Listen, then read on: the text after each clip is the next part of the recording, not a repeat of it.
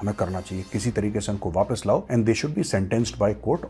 हर तीसरे साल मैं भी टीवी में आ जाता हूँ, दूसरे साल दाऊद मरा कि नहीं मरा, एक बार पक्के तौर पे बुलाइए टेलीविजन पे, यहाँ मेजर साहब खड़क गया है, इसकी खिड़कियां खड़क गई दाऊद की। तो 20 साल से अगर पाकिस्तानी, 30 साल से पाकिस्तानी टेररिज्म में मर रहे हैं और 80,000 मारे गए हैं, तो तुमने 2023 क्यों चुना इनको निकालने? तुम्हारे तुम 20-30 साल पहले निकालते हैं इनको। सोचो पाकिस्तानियों, मैं पूछ रहा हूं आपसे, जेन्युइन बात है, मेरा एक लॉजिकल सवाल है, आप जरा बताओ। आप देशों को बोलो कि you keep on flattening Yemen, ये जब तक ये हूथी रिबेल्स को आप खत्म नहीं करोगे, ये लोग करते रहेंगे। These are highly radicalized people and इनको आप डी रेडिकलाइज नहीं कर सकते। डी रेडिकलाइजेशन का जमीन के नीचे ही होगा। वीडियो को लाइक करिए, हमारे चैनल को सब्सक्राइब करिए, बेल आइकन दबाना बिल्कुल भी मत भूलिएगा। दोस्तों आप देख रहे हैं बैकग्राउंड, मैं इस वक्त भोपाल में हूँ। दोस्तों ये भोपाल में मेरे होटल का रूम है, मैं यहाँ पे रिकॉर्ड कर रहा हूँ। एक फंक्शन के लिए आया था, तो रिकॉर्डिंग बंद नहीं होनी चाहिए, क्योंकि एक दो बार बीच में रिकॉर्डिंग ऐसी बंद हुई ट्रैवल के दौरान, तो आपसे फीडबैक मिला कि आपने बोल दिया कि मेजर साहब चल बना ही चल बना, चाहिए तो वीडियो चाहिए। तो फिर मैंने टीम से बोला, यार जब तक बिल्कुल ही बीमार ना हो जाऊं, मैं वीडियो रिकॉर्ड करने की पूरी कोशिश करूंगा। तो ये एक एफर्ट है, कुछ गलती हो गई तो माफ़ ज़रूर करिएगा दोस्तों। अच्छा, ये दाऊद इब्राहिम की जो स्टोरी चल रही है ना यार, ये दाऊद इब्राहिम की स्टोरी मैं आपको बताता हूं, पाकिस्तान से सच कभी पता नहीं चलता।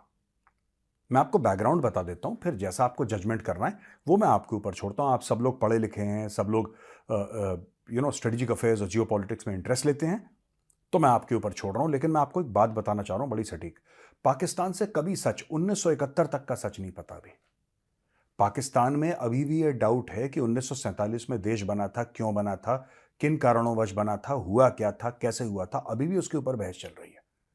क्योंकि पाकिस्तान में एक एक फितरत है सच छुपाने की। जो चीज बुरी लगे, जो चीज कड़वी लगे, उसको छुपा दो।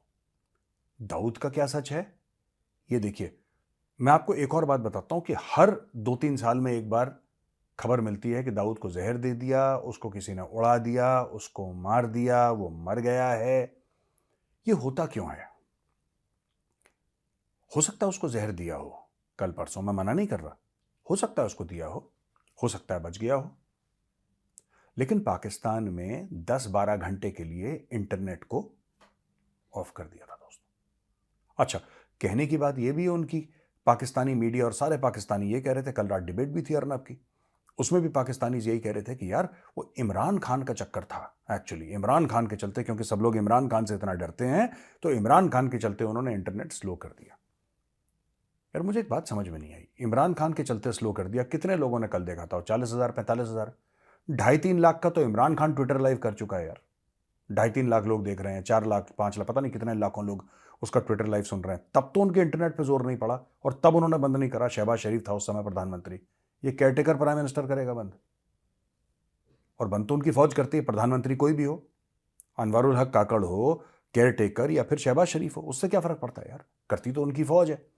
मैं नहीं मानता कि ये इमरान खान को लेकर, क्योंकि इमरान खान, देखिए इमरान खान जेल में है और जो इमरान खान के बाकी लोग हैं, राइट, अगर वो इस पे हैं, एक इंटरनेट के प्रोग्राम पे हैं और वहां पे इमरान खान का चेहरा नहीं दिख रहा, लोग क्यों आए हैं? लोग इसलिए आए हैं because they believe that these people represent Imran Khan. वो इमरान खान की मोहब्बत में लोग चले, इनको तो पानी नहीं पूछता कोई यार, ये जो बाकी लोग हैं उसमें। कहने की बात ये दोस्तों कि कुछ तो हुआ है पाकिस्तान में, क्या हुआ है गारंटी के साथ मैं नहीं कह सकता। और जो लोग भी कह रहे हैं सोशल मीडिया पे, ये हो गया जी, ये हो गया जी, देखिए सब तुक्के तीर तुक्के मार रहे हैं। जब पता लगेगा, जब मेन स्ट्रीम मीडिया में आएगा, जब अखबार में छपेगा या कोई बड़े रिस्पॉन्सिबल आदमी का बयान आएगा, तब हमें पता लगेगा कि हाँ डेफिनेटली कुछ हो गया। उसके पहले हम कुछ कह नहीं सकते। लेकिन दोस्तों एक बात तय है कि दाऊद को मरने मारने की हर 1 साल 2 साल में खबर आती रहती है कि दाऊद को निपटा दिया, दाऊद को निपटा दिया। मैं तो ये भी कहता हूं कि यार सीधी सादी बात है, आपको अगर ये पता है कि दाऊद कहां रहता है, तो सीधा फिर आप ये जितनी भी तंजीमें हैं ना बलूचिस्तान में, जो कराची था ना दोस्तों जहां पे दाऊद रहता है, कराची शहर जो है ये पहले बलूचिस्तान का हिस्सा हुआ करता था। Karachi was part of Balochistan. Karachi वैसा नहीं था जैसा आप समझ रहे हैं कि कराची शुरू से ही सिंध का हिस्सा, ऐसा नहीं था, वो बलूचिस्तान का हिस्सा था। और आज भी वहां पे एक सिग्निफिकेंट बलोच पॉपुलेशन रहती है। बलोच मिलिटेंट ग्रुप्स का बहुत दबदबा है। तो मुझे नहीं लगता कि दाऊद को, देखिए बात यह ना कि attempt should be made, attempt should be made. लगातार लगातार आप कोशिश करते रहें, कभी ना कभी तो मेहनत फल देगी आपको। उस फल का आप इंतज़ार करिए, राइट। देखिए, इतना तो मैं कह सकता हूँ कि दाऊद ने बहुत बुरा करा है और भारत ने शायद इतना सिग्निफिकेंट प्रेशर नहीं डाला पाकिस्तान के ऊपर, इतना सिग्निफिकेंट प्रेशर नहीं डाला दाऊद के लिए जितना भारत को डालना चाहिए था। दाऊद इब्राहिम हो गया आपका, मसूद अजहर हो गया आपका, और भी लोग हो गए। इनका एक बहुत बड़ी, मैं बता रहा हूं, एक डिप्लोमेटिक, भारत को एक डिप्लोमेटिक जिसको कहते हैं कि पुश लगानी चाहिए पूरी दुनिया के सामने। आजकल हमारा डिप्लोमेसी में दबदबा है यार, हमें करना चाहिए किसी तरीके से उनको वापस लाओ, and they should be sentenced by court, और you send your people and they should go to Pakistan and say thank you. मतलब किसी भी तरीके से चैप्टर क्लोज करो, बहुत लंबा खिंच गया है यार, ठीक है। हर तीसरे साल मैं भी टीवी में आ जाता हूं, दूसरे साल दाऊद मरा कि नहीं मरा। एक बार पक्के तौर पे बुलाइए टेलीविजन पे कि हाँ मेजर साहब खड़क गया ये, इसकी खिड़कियां खड़क गई दाऊद की, हैं जी। अच्छा, अब आते हैं खबर पे दोस्तों। मेन चीज ये है कि पाकिस्तान के प्रधानमंत्री का कहना है कि पाकिस्तान अपनी जो राष्ट्रीय सुरक्षा है इसको लगातार कॉम्प्रोमाइज नहीं कर सकता है बाय अकोमोडेटिंग इलीगल एलियंस, यानी कि जो गैर कानूनी तौर से जो शरणार्थी आते हैं उनको लेने से पाकिस्तान की सिक्योरिटी का भट्टा बैठ। यार पाकिस्तानी भी तो जाते हैं इलीगल दुनिया भर में, वो दूसरे देशों का भट्टा बैठाते हैं, अफगान तुम्हारा भट्टा बैठा रहे हैं। तो what goes around comes around यार, इसको कर्मा बोलते हैं हम लोग हिंदी में। इसमें इतना परेशान होने वाली बात नहीं जो पाकिस्तान इतना परेशान हो रहा है, राइट। अब दूसरी एक और चीज मैं कहना चाहता हूं यार, ये सारा का सारा मलबा इन्होंने फोड़ दिया अफगानों के सर पे। अब ये कह रहे हैं अफगानों को निकालो यहां से, अफगानों को निकालो, निकाल भी रहे हैं। लेकिन आपने एक बात नोट करी है दोस्तों, पूरा आलम इस्लाम चुप है, मुस्लिम कंट्रीज चुप, सब चुप। इंडिया के भी जो वोक हैं, लिबरल्स हैं, वो भी चुप हैं। मैं तो ट्विटर पे जानता हूं जो करते हैं, मैं कह नहीं रहा कुछ, उनको अलग से बेइज्जती करूंगा उनकी किसी दिन बैठ के आराम से, जिस दिन, अभी टाइम नहीं है मेरे पास। लेकिन आप ये सोचिए कि ये है क्या पूरा मामला। मामला ये है कि पाकिस्तान 17 लाख अफगानों को निकाल रहा है, आलम इस्लाम चुप है। बोलना मत किसी को, क्यों? क्योंकि मुसलमान मुसलमान को निकाल रहा है, तब तक ठीक है। कोई और निकालता अभी तक तो मौत आ चुकी होती, इस्लामोफोबिया के फतवे जारी हो चुके होते यहां पे। अब ये देखिए क्या कह रहा है ये जो भाई अनवरुल काकड़, ये कह रहा है कि अगस्त 2021 से 16 अफगान सुसाइड अटैक हुए, 65 अफगान टेररिस्ट मारे गए। मैं एक बात फिर पूछता हूं यार, फिर पूछता हूं मैं, और मैं अनवरुल काकड़ से ही नहीं, पूरी पाकिस्तानी कौम से, 25 करोड़ की तुम्हारी, 24-25 करोड़ की कौम है।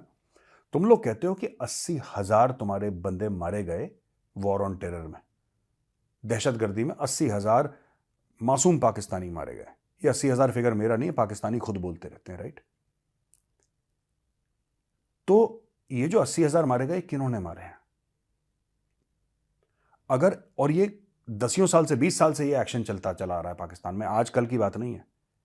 तो 20 साल से अगर पाकिस्तानी, 30 साल से पाकिस्तानी टेररिज्म में मर रहे हैं और 80,000 मारे गए हैं, तो तुमने 2023 क्यों चुना इनको निकालने के लिए, अफगानों को? तुमने ऐसा क्यों देखा कि भाई अफगान जो है 2023 में जाएंगे, तुम 20-30 साल पहले निकालते हैं इनको? सोचो पाकिस्तानियों, मैं पूछ रहा हूं आपसे, जेन्युइन बात है, मेरा एक लॉजिकल सवाल है, आप जरा बताओ। और ये नहीं कि नहीं पाकिस्तान का नाम नहीं खराब हो इसलिए हम लोग झूठ बोलेंगे। मेजर साहब के सवाल पर, पाकिस्तान का नाम ऑलरेडी खराब है। आप पाकिस्तान को कितना भी जामा पहनाएं, उसको कभी इज्जत नहीं मिल सकती। ऊपर से कुछ भी ढक दें पाकिस्तान को, उसको इज्जत नहीं मिल सकती। पाकिस्तान बेनकाब हो गया है, it has been unclothed in front of the global community. अब आप सच सच बोलें पाकिस्तानी, और कमेंट सेक्शन में लिखें कि ये आपके 30 साल से बंदे मर रहे हैं टेररिज्म से, आपने आज क्यों निकाला, 2023 में कार्रवाई क्यों करी? अगर ये बात सच है कि अफगान आपको मार रहे हैं, तो आज से मार रहे हैं, तो बहुत पहले से मार रहे हैं। मैं चाहता हूं जरा आप लोग सोचें, जो इंडियंस हैं वो भी सोचें, लिखें कमेंट्स पे, और पाकिस्तानी खासतौर से ये सवाल आपके लिए है। ऐसा क्या हो गया 2023 में कि आपको निकालना, इनको निकालना आपकी मजबूरी बन गई और आपने इनको निकाल दिया? सवाल का जवाब दीजिए। अब मैं पाकिस्तान में वाउचर तो भेज नहीं सकता अमेजोन के, पाकिस्तान में अमेजोन चलता नहीं है, लेकिन अगर कोई बढ़िया लिखता तो मैं पाकिस्तान भी वाउचर भेज देता। ठीक है जी। अब India retains top spot in remittance, ये वर्ल्ड बैंक ने बोला है। $125 अरब 2023 में भारत में आए हैं और 11% का राइज है पिछले साल से, और 8% और राइज होगा 2024 में, जो कि कह रहे हैं कि $135 बिलियन अगले साल आएंगे। $125 बिलियन इस साल आए हैं। साउथ एशिया का remittances led by India estimated to grow at 7.2% to 189 billion in 2023। ये फिर अलग अलग देशों के कहां से भेजते हैं, यूएस से, यूके से, सिंगापुर से, यूएई से, सऊदी अरब से, गल्फ नेशंस, यानी कि सबके सब यहां से भेजते हैं। ये ऐसा क्यों है? इसमें स्किल्ड भी हैं, अनस्किल्ड भी लेबर है। मैं आपको बताता हूं कि इंडियंस इतने सक्सेसफुल क्यों हैं। ये वर्ल्ड बैंक का डेटा है दोस्तों, ये मैं गौरव ये नहीं बता रहा, ये वर्ल्ड बैंक का डेटा है। जो लोग ये 200 अरब भी होगा, अभी ये दुनिया भर में जाएंगे, 200 अरब भी होगा। अब आप देखना कैसे होगा ये अगले 4-5 साल में ये पहुंच जाएगा। 5 साल के अंदर ये 190-200 अरब डॉलर पहुंच जाएगा हर साल बाहर से। सबसे बड़ी बात, और ये खासतौर से पाकिस्तानियों, क्यों पाकिस्तान हर चीज में भारत से कंपेयर करते हैं। पाकिस्तानियों की आदत है कि इंडिया में तो इतना है, इंडिया में तो इतना है, इंडिया में। मैं आपको बताता हूं पाकिस्तानियों, देखो यार चक्कर क्या है। भारतीय जो होते हैं ना, मिलनसार टाइप के हैं, किसी से भी घुल मिल जाएंगे, किसी के साथ बैठ लेंगे, बातें कर लेंगे, प्यार मोहब्बत की 2 बातें इनकी हो जाएंगी। हम लोग ये नहीं ढूंढते कि भाई हमारे धर्म का कौन है, दूसरा है, बुरा है, उससे बात मत करो, उसको हिंदू बनाने की कोशिश करो। ये हमारे यहाँ नहीं होता। तो लोग हमें वेलकम करते हैं। आप लोगों में ये बहुत खाज खुजली है अंग विशेष में, कि हम ऐसा कुछ कर दें कि दूसरा हमारी आइडियोलॉजी, हमारे रिलीजन को फॉलो करे। दूसरी चीज़, हम लोग पढ़े लिखे ज़्यादा हैं आपसे। आप लोग बिल्कुल बुद्धि के बैल हैं, आप लोगों को कुछ आता ही नहीं है। तीसरी चीज़ है कि हमारी जनसंख्या, हमारी पॉपुलेशन आपसे कहीं ज़्यादा है, और अच्छी पॉपुलेशन है, अच्छी पॉपुलेशन है, राइट। मतलब कि क्वालिफाइड लोग हैं, तमीज़दार लोग हैं। जो कई बार मैं पाकिस्तानी शोज़ देखता हूँ ना, जो कहते हैं कि यार दुबई में देखो सीनियर पोजीशन में इंडियन हैं, जबकि वो गैर मुस्लिम हैं। ऐसी बात नहीं है। पाकिस्तानी को ये नहीं पता कि तुमसे ज़्यादा मुसलमान भारत में रहते हैं, ठीक है, और खुश हैं, अच्छे हैं, ठीक ठाक लेवल पे हैं, तुम्हारे जैसे नहीं है बेकारी। अब सुनो मेरी बात। तो ये अक्सर कंप्लेन करते हैं कि यार दुबई में, सऊदी अरब में, कहीं पे भी जाते हैं तो हम देखते हैं कि हमारे बॉसेज इंडियन होते हैं। और फिर पाकिस्तानियों का सबसे बड़ा गिला शिकवा क्या है इनका, कि यार ये मुसलमान कंट्री हैं, उनको मुस्लिम्स को प्रेफर करना चाहिए। ये एक्चुअली, मतलब आई वॉज वेरी सरप्राइज जब मैंने पहली बार सुना था 2-3 साल पहले, कि एक्चुअली पाकिस्तानी ऐसा सोचते हैं कि क्योंकि वो मुस्लिम कंट्री है, उसको मुस्लिम्स को प्रेफर करना चाहिए। पाकिस्तानियों, इसीलिए तुम्हारे देश का बेड़ा गर्क हो रखा है, इसीलिए तुम लोग भीख मांगते हो, क्योंकि तुम्हारा माइंड ऐसा है, तुम्हारा माइंड भिखारी वाला है, इसलिए तुम भीख मांगते हो। इसलिए नहीं कि तुम्हें पैसों की जरूरत है, तुम्हारा दिमाग, तुम्हारा जहन जो है वो भिखारियों वाला है। मेरिटोक्रेसी का नाम सुना है तुमने, कि जो सबसे लायक है, give the job to the most deserving. ये तुम्हारे यहाँ ये सब चक्कर नहीं है ना, तुम्हारे यहाँ सब होता ही नहीं है। तुम्हारे यहाँ सिर्फ एक ही लॉजिक है कि असी भी मुसलमान थे, तुसी भी मुसलमान, कर दो पैसा, दैट्स इट। इससे ज़्यादा तुम लोग सोचते भी नहीं हो, ना तुम्हारी बुद्धि है, ना तुम्हारा दिमाग है। इंडियंस जो सक्सेसफुल हैं इसलिए हैं बिकॉज दे डिजर्व इट। तुम पढ़ाई लिखाई कर, तुम मदरसों से तो निकलो यार, पहले अपने गंदे बदबूदार मदरसों से तो निकलो। गेट आउट ऑफ द मदरसाज, ढंग के स्कूल में साइंस पढ़ो, मैथ्स पढ़ो, फिजिक्स केमिस्ट्री मैथ्स पढ़ो, बढ़िया कुछ क्वालिफिकेशन लेकर आओ, कुछ लायक बनो, तुम्हें भी टॉप की जॉब्स मिलेंगी। सुंदर पिचाई इसलिए टॉप पे बैठा हुआ है क्योंकि अमेरिका इंडिया को प्रेफर करता है। प्रेफर करता है, वो इसलिए बैठा है क्योंकि लायक है। वो वहां पे टॉप पे इसलिए बैठा है, सत्या नडेला टॉप पे इसलिए बैठा है। अलग अलग कंपनीज के जो ऑल ओवर द वर्ल्ड जो इंडियंस इतने सक्सेसफुल हैं, वो इसलिए हैं because they deserve it. They highly qualified, very very hard working. उनका इथॉस देखो, उनका बैकग्राउंड देखो, जहां पे उन्होंने एक्चुअली डिलीवरी करके दिखाई है लोगों को, अरबों डॉलर कमा के दिखाए अपनी कंपनी को कि लो भाई ये हमारा कंट्रीब्यूशन है कंपनी को। इसलिए कंपनी ने इंप्रेस होकर उनको बनाया है, because the board of directors feel कि यार these guys are rock stars यार, ये हमारी कंपनी को यहां संभाले जाएंगे। प्रेफर करते हैं क्योंकि इंडिया और अमेरिका बिल्कुल आलम इस्लाम के खिलाफ है, इसलिए प्रेफर करते हैं। तुम लोग यार पता ही नहीं लगा मुल्क से चुटकुला कब बन गए यार तुम। नेतन्याहू का कहना है कि this is a battle against Iranian axis. बिल्कुल ठीक बात है, मैं नेतन्याहू से अग्री करता हूं कि कलेश की जड़ ईरान है। ठीक है, Iran is the head of the snake.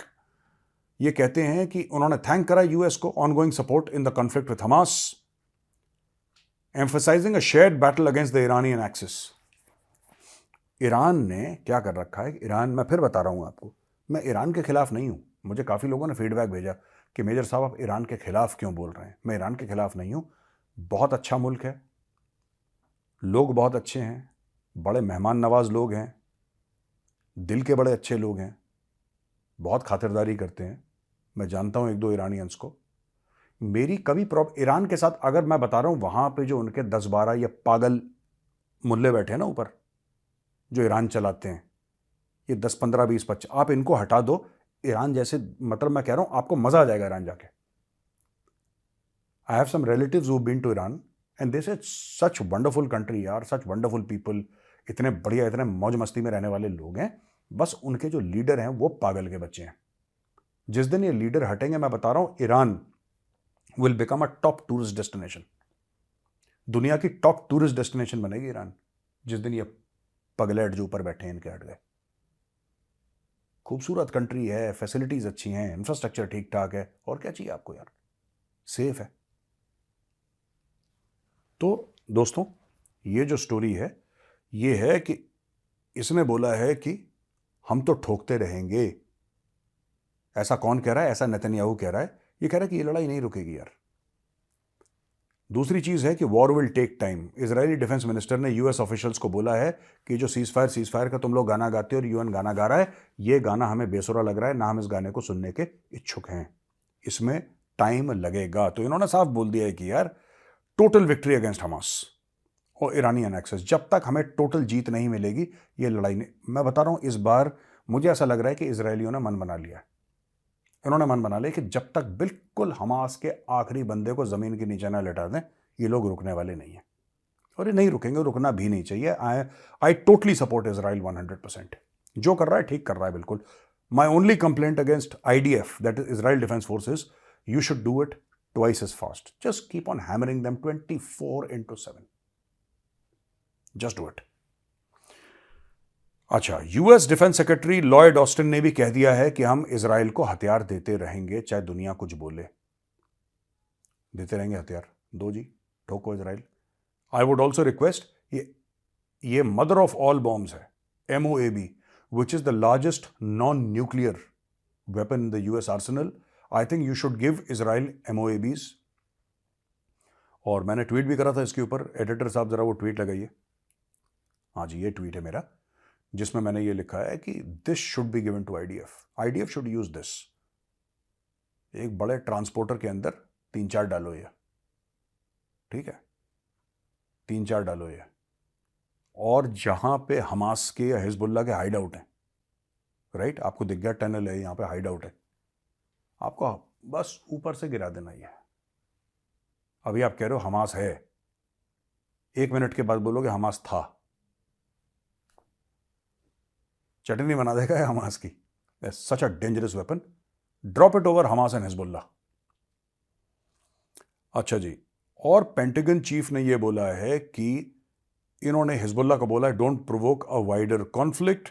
और दोस्तों, इसमें ना एक और चीज है बड़ी इंटरेस्टिंग कि बीपी एक शिपिंग कंपनी है, ऑयल की शिपिंग करती है ज्यादातर बीपी। तो इसने रेड सी के थ्रू जितने भी ऑयल शिपमेंट्स थे ना, इसने बंद कर दिए, क्योंकि वहां पे जो कि ईरान के साथी हैं, ये टेररिस्ट, ईरान के साथी टेररिस्ट नहीं, और कोई ढंग का देश तो ईरान के साथ है नहीं, तो जितने भी टेररिस्ट हैं ये टारगेट करते हैं शिप्स को।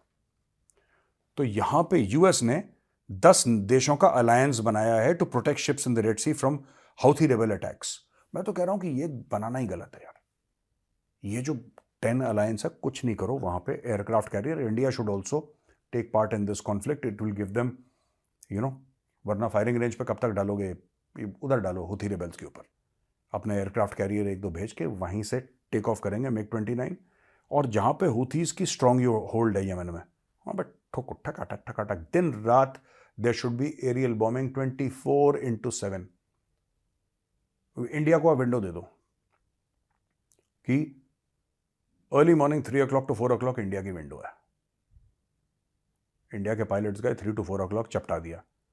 जैसे ही वो लोग वापस आ रहे हैं 5 to 6 o'clock यूएस की विंडो है, उसके बाद यूके की विंडो है, उसके बाद फ्रांस की विंडो है।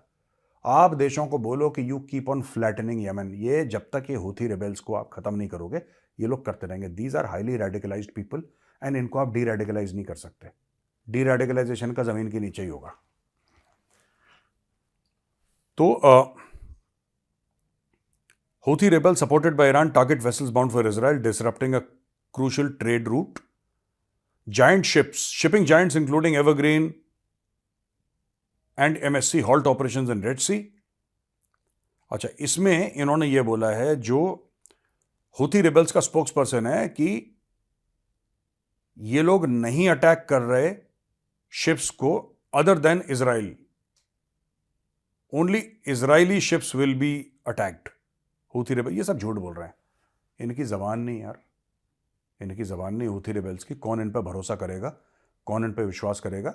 इनको कुछ नहीं करना, इनको ठोको, लगातार ठोकते रहो इनको, ठीक हो जाएंगे। ठीक है दोस्तों, और अब आते हैं दोस्तों हम क्वेश्चन एंड आंसर्स पर। अब दोस्तों हम आते हैं क्वेश्चन एंड आंसर्स पे। और पिछले हफ्ते के विनर कौन थे? हमने बोला था ना मंगल को दंगल, तो we are declaring the winner today, और बहुत जल्दी हमारी टीम उनसे संपर्क करेगी और उनको 1000 का अमेजॉन का वाउचर देगी। क्वेश्चन एंड आंसर्स पे चलते हैं, एंड में मैं डिक्लेयर करूंगा विनर का नाम। दोस्तों क्वेश्चन एंड आंसर्स में पहला सवाल है देवज्योत सेन का। ये कहते हैं कि मैं आपसे जानना चाहता हूं, चाइना की रीसेंट डेवलपमेंट्स हैं जो भूटान बॉर्डर पे हैं। हाल ही में चाइना ने 129 रेजिडेंशियल बिल्डिंग्स जाकरलुंग एरिया भूटान में बनाई हैं, और हमें पता है कि रेजिडेंशियल बिल्डिंग्स हर समय कवर होती हैं मिलिट्री स्ट्रक्चर के। ये सिलीगुड़ी कॉरिडोर के बहुत पास है, तो आपको क्या लगता है कि शुड इंडिया बी वरिड?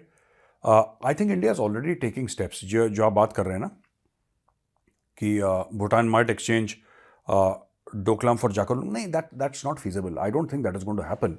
और जहां तक चाइना की इंफ्रास्ट्रक्चर बनाने का सवाल है, ये देखिए इंडिया भी कर रहा है, इंडिया दूसरी तरफ से कर रहा है। हमारे साथ एक सबसे बड़ी प्रॉब्लम क्या है, देखिए in most of the places, मैं इस एरिया की बात नहीं कर रहा, most of the places actually Tibet is a प्लेटू, तो टिबेट में फ्लैट एरिया बहुत है, वहां पे बनाना आसान है। हम लोग जब टिबेट तक पहुंचते हैं हमारा गोल गोल घूम के, अब हम लोग वो इंफ्रास्ट्रक्चर बना रहे हैं जो चाइनीज कई सालों से कर रहे थे। ये तो मोदी सरकार आई, तब मोदी सरकार ने चाबी दी और बोला कि दिन रात काम होगा बॉस, तब जाके टनल बन रहे हैं, ये बन रहा है, वो बन रहा है, दुनिया भर का जो तामझाम हो रहा है ये अब हो रहा है। पहले तो हमने छोड़ दिया था, पहले तो हमने बोल दिया था ठीक है यार कोई बात नहीं, नहीं हमें नहीं करना है यार, चाइनीज अगर आएंगे तो फिर दिल्ली पहुंच जाएंगे, वो इधर पहुंच जाएंगे, उधर पहुंच जाएंगे, इसलिए रोड ही मत बनाओ। हमने ऐसा सोचा था, लेकिन fact of the matter is something else यार। Fact of the matter is that we are also building up infrastructure. हाँ, चाइना बिल्डिंग बना रहा है, बिल्डिंग्स हम भी बना रहे हैं, हम भी स्ट्रक्चर्स बना रहे हैं। वहां पे इसलिए आसान है because Tibet is, as I said, it's a plateau. Tibet plateau जो है वो उस तरफ है ना, टिबेट प्लेटू हमारी तरफ इतना नहीं है। There are areas touching Tibet obviously, but Tibet is a plateau, so they have more flat area. It's easier to build there, it's harder to build in India, but we are also doing it 24/7, तो ऐसा कुछ नहीं है, nothing to worry about. कैसा मामा, कैसा मामा 9121। मेरा सवाल यह है कि सिर्फ नंबर ऐड करने की बात नहीं है, हम ये कैसे इंश्योर कर सकते हैं कि यूएन सिक्योरिटी काउंसिल जो पावर इम्बैलेंसेस हैं इसको ठीक ठाक रखे और prevent the creation of new exclusive clubs with in the expanded body. I don't think you can do that, I don't think it is possible. मुझे नहीं लगता कि आपका सवाल ये है ना कि किस तरीके से कि सिर्फ हम नंबर्स ऐड ना करें। यूनाइटेड नेशन सिक्योरिटी काउंसिल में आज 5 हैं, कल माना 10 हो गए, भारत भी हो गया शामिल, 10 हो गए, उसके अंदर ही से ग्रुपिंग तो बनेगी यार, ग्रुपिंग तो बनेगी, आप उसको रोक नहीं सकते।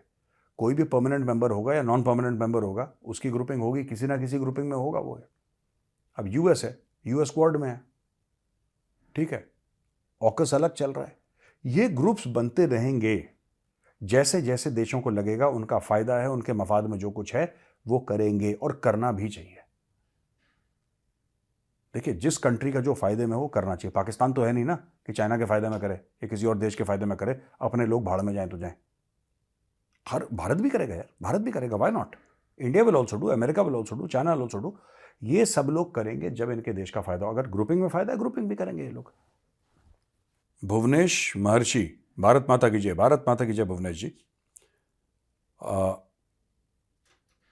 ये कह रहे हैं कि जो पार्लियामेंट ब्रीच है, मुझे इसके साथ काफ़ी इश्यूज हैं, मतलब मेरी परेशानी है। मुझे अगर केमिकल वेपन आ जाता टीयर गैस की जगह,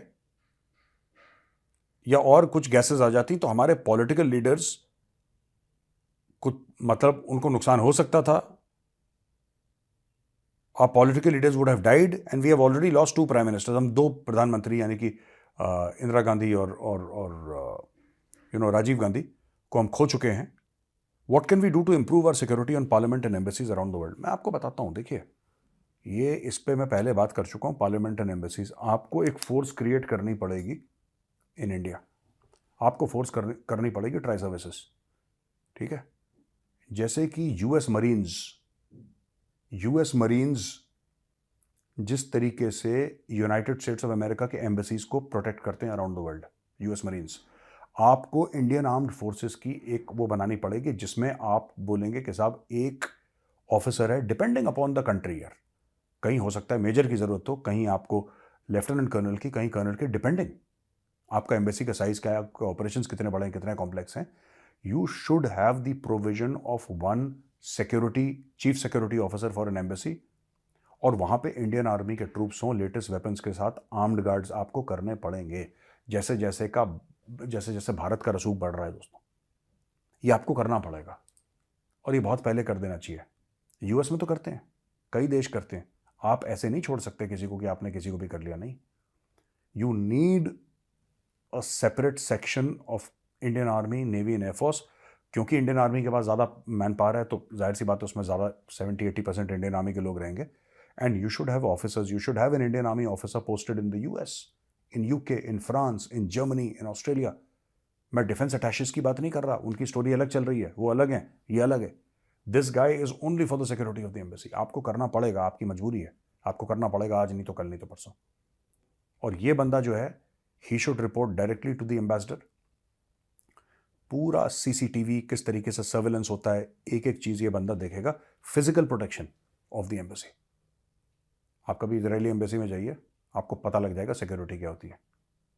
दे are very solid in this, the Israelis very solid. वो देखते हैं ना, उनके साथ तो लड़ाई वड़ाई, उनका झगड़ा चलता रहता है। They are very very careful and they are very professional. आप इजरायली से मिलेंगे, आपको कभी इजरायलीज की सिक्योरिटी इंट्रूसिव नहीं दिखेगी, आपको पता ही नहीं लगेगा सिक्योरिटी है। पर हर एक चीज का बंदे की नजर है उस पर, हर कैमरा की नजर है, कौन कैसे चल रहा है, क्या कर रहा है, किससे बात कर रहा है, कहां रुका। They know everything. आपकी गाड़ी रुकी, वहां से यू आर अंडर सर्विलेंस, और चेकिंग तो आपकी फिजिकल होती है, लेकिन उनकी नजर से बचना बहुत मुश्किल है। We need to have those kind of security systems. जहां तक बात पार्लियामेंट की है, बिल्कुल यार, ये कुछ समय के लिए, मुझे लगता है 2-3 साल के लिए, गेस्ट वेस्ट लाना पार्लियामेंट में बंद करो कि इस एमपी के गेस्ट हैं, उस एमपी के गेस्ट हैं। कोई गेस्ट वेस्ट नहीं। क्या चाहिए गेस्ट का, क्या करना है हमको, भगाओ सबको, कोई गेस्ट वेस्ट नहीं। Parliament should run like a parliament, you know. वहां पे लोग हैं, और गेस्ट का क्या करना वहां पे, सब तो टीवी पे आ रहा है, लाइव है, टीवी पे देखो, जिसको देखना है, बड़ा शौक आ रहा है। हाँ, जब सिक्योरिटी मेजर्स आपके थोड़े स्टेबलाइज हो जाएं, then and every guest needs to be screened. Parliament security के अंदर जो आ रहा है उसका क्या है, कौन है भाई, आप किसको दे रहे हो पास। आप जो बीजेपी का एमपी था, मैं नाम भूल गया उनका, जिन्होंने बोला कि उनके पासेस से लोग अंदर गए थे, आपको देखना पड़ेगा ये। You have to figure out who these people are जिनको आप पासेस दे रहे हो, और एक पूरा बैकग्राउंड वेरिफिकेशन होना चाहिए। ऐसा नहीं होना चाहिए कि आज शाम को पास मिला, कल पार्लियामेंट ना, 4-5 दिन पहले होना चाहिए। फिर सिक्योरिटी का प्रॉपर, वहाँ पे एक आपका डेस्क हो, वहाँ पे इंटेलिजेंस ब्यूरो का स्टाफ बैठा हो, इंटेलिजेंस ब्यूरो का स्टाफ बोले कि जी हमने कंप्लीट, आज 25 गेस्ट आने हैं पार्लियामेंट में। पहले तो बंद कर दो 1-2 साल के लिए, कोई गेस्ट वेस्ट नहीं। उसके बाद जब आएंगे तो देन ठीक है, ये हमने इनका बैकग्राउंड वेरिफिकेशन करा है, इनका फ़ोन कॉल गया है, यहाँ पे रहते हैं, ये है, कोई इनका सोशल मीडिया प्रोफाइल चेक करे, कोई आंदोलन जीवी आसपास ना आ पाए, कोई आंदोलन जीवी, ये सब सोशल मीडिया पे पता लग जाएगा, क्योंकि वो ऐसा आंदोलन जीवी कोई है नहीं जो सोशल मीडिया पे एक्टिव ना हो। तो उसको दिखाना है ना, उसको दिखाना है कि मैं कितना एक्टिव हूं। वो बिना ट्विटर पे, बिना इंस्टाग्राम में डाले उसका पेट ही नहीं भरेगा। अच्छा ठीक है जी, ये आपका हो गया है। और भारतीय हैं, ये लिखते हैं कि सर मेरा सवाल है कि should India make military service compulsory for all young according to suitable parameter so that Bharat need military backup, it shall get it at the required time. तो इनका ये कहना है कि साहब क्या भारत में मिलिट्री सर्विस कंपलसरी होनी चाहिए? बिल्कुल नहीं, I disagree. Military service compulsory, आपके पास वो बैंडविड्थ नहीं है कि आप मिलिट्री सर्विस कंपलसरी कर दो। भाई साहब, आपने मिलिट्री सर्विस किसके लिए करोगे? आपको लड़के लड़की दोनों के लिए करना पड़ेगा। You have to be gender neutral. 30 crore बच्चे खड़े हो गए कि जी हम तो, आप सभी के लिए कह रहे हो ना, सभी के लिए, तो आप पहले अपनी जनसंख्या देख लो, 140 करोड़। 30 करोड़ बच्चे खड़े हो गए जी हम 18 से 19 साल के हैं, हमें फौज में लो 2 साल के लिए, 3 साल के लिए, आपको सैलरी देनी पड़ेगी। आपकी देश की इकोनॉमी का भट्टा बैठ जाएगा क्योंकि आपकी जनसंख्या इतनी ज़्यादा है। सिंगापुर, इजराइल कर लेते हैं क्योंकि उनकी पॉपुलेशन कुछ भी नहीं है, उनकी पॉपुलेशन कुछ भी नहीं है। दिल्ली की 4 कॉलोनी मिला लो, इजराइल की पूरी पॉपुलेशन उतनी नहीं है। आपके यहाँ तो भाई, आप कल 30 करोड़ लोग आ गए खड़े हुए, 25-30 करोड़ लोग आ गए कि जी हमने सेना में भर्ती होना है। कर लोगे भर्ती? आप भर्ती करोगे, देश का पूरा बजट बैठ जाएगा, सब खत्म हो जाएगा। देखिए, मैं आपको बताता हूं कि what we need are not soldiers, because we have enough soldiers. फौजी हैं हमारे पास। तो आप कह रहे हैं जब देश पे प्रॉब्लम आएगी उसके लिए फौज है। What we need are responsible citizens. हमें अच्छे ईमानदार डॉक्टर चाहिए, हमें अच्छे ईमानदार इंजीनियर्स, अच्छे ईमानदार वकील, हमें ये सब चाहिए यार। देखो, देश ताकतवर कैसे बनता है? सिर्फ फौज से ताकतवर नहीं बनता। देश अपने विचारों से ताकतवर बनता है। देश अपने, जो मर्यादा होती है ना किसी देश की, जो संस्कार होते हैं, उससे देश मजबूत बनता है यार। फौज उसका एक हिस्सा है, बट सिर्फ फौज हर सब चीज नहीं है। और एक फॉर्मर आर्मी ऑफिसर होने के नाते मैं आपको बता रहा हूं, army is one of the one of the organs और instruments of national power and state power, but it is not the only one. इसमें कई सारी चीज़ें हैं। तो ये कहना कि नहीं सबको फौज में जाना चाहिए तो देश बेहतर हो जाएगा, नहीं, आई डोंट बिलीव दैट। ऐसा कुछ भी नहीं है और कंट्री अफोर्ड भी नहीं कर सकती। अच्छा दोस्तों, अब समय आ गया डिक्लेयर करने का। हमारा पहला अमेजॉन वाउचर का विनर, इनको मिलेंगे 1000 रुपए का अमेजॉन वाउचर। अगले 48 घंटे में हमारी टीम भाई साहब आपसे संपर्क करेगी। Our team will contact you, आपसे पूरी आपकी डिटेल्स लेंगी और आपको ईमेल के थ्रू वाउचर मिल जाएगा। तो अनाउंस करते हैं अपना पहला अमेजॉन का वाउचर। हर हफ्ते अनाउंसमेंट होगी भाई, ठीक है, एवरी वीक। इनका नाम है अभी शेट्टी, और अभी शेट्टी जी का जो वो है नेम यहां पे आता है, दैट इज ABHISHETTY 1544, यानी अभी शेट्टी 1544। इनका सवाल था कि जय हिंद, I would like to introduce myself as a punctual student of your class at 6 PM teaching us geopolitics and national security includes laughter, thanks for Pakistan. ये कहते हैं मेरा सवाल ये है कि जो बाइडेन ने रिपब्लिक डे का इन्विटेशन जो मना कर दिया है, क्या ये पन्नू की वजह से है या अपने बेटे हंटर बाइडेन की वजह से है, जिसके खिलाफ फ्रॉड का केस चल रहा है? Thank you. तो अभी शेट्टी जी, बहुत बहुत मुबारकबाद आपको, बहुत बहुत शुभकामनाएं। You are the first winner.